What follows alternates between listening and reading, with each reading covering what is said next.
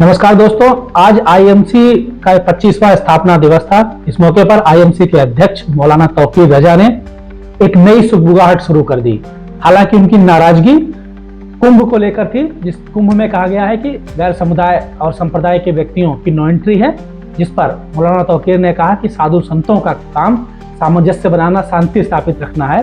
लेकिन एक मुसलमानों को लेकर एक नफरत भरा जो बयान दिया गया है, तो इसको लेकर काफ़ी नाराजगी है मुस्लिमों में। और देश में जो माहौल चल रहा है, इसको लेकर आईएमसी ने पूरे देश में मुसलमानों का आह्वान किया है कि वो दिल्ली के रामलीला ग्राउंड में प्रदर्शन करेंगे। उन्होंने अपने बयानों में यह भी कहा कि जब मुसलमान निकलेंगे तो पूरा देश जाम हो जाएगा। अब देखना है कि मौलाना अपनी पिछले तारीखों की तरह इस बार भी कोई तारीख देते हैं या तारीख बदलते हैं, या तारीख पर तारीख आती है, प्रदर्शन की क्या तारीख होती है और उसका क्या रवैया रहेगा। देखो क्या कहते हैं मौलाना तौकीर। नहीं, महाकुंभ में मुसलमानों की एंट्री का सवाल क्या है? महाकुंभ में मुसलमानों का काम क्या है?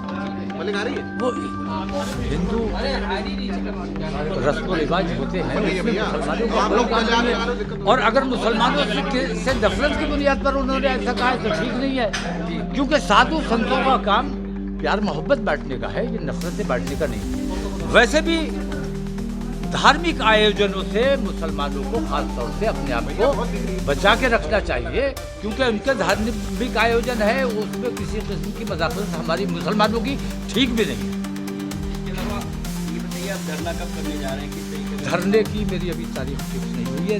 दशहरे तक तो अभी बिजी है, और मैं ये चाहता हूँ दशहरे और दिवाली के बीच कोई तारीख रख लूँ।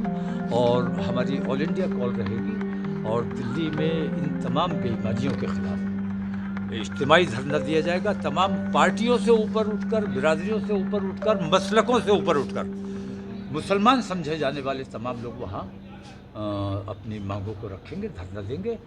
और मैं ये समझता हूँ कि अमन पसंद तरीके से अगर मुसलमान निकल के आता है और अपने संविधान की हिफाजत के लिए, संविधान को कितना नुकसान पहुँच रहा है, संविधान की मौजूदगी में संविधान के खिलाफ काम हो रहे हैं, तिरंगे की हिफाजत के लिए तिरंगा हाथ में लेकर अगर मुसलमान इस किस्म का कोई आयोजन करता है, तो मैं समझता हूँ कि हिंदुस्तान में एक बेहतर पैगाम देने का काम किया जाएगा।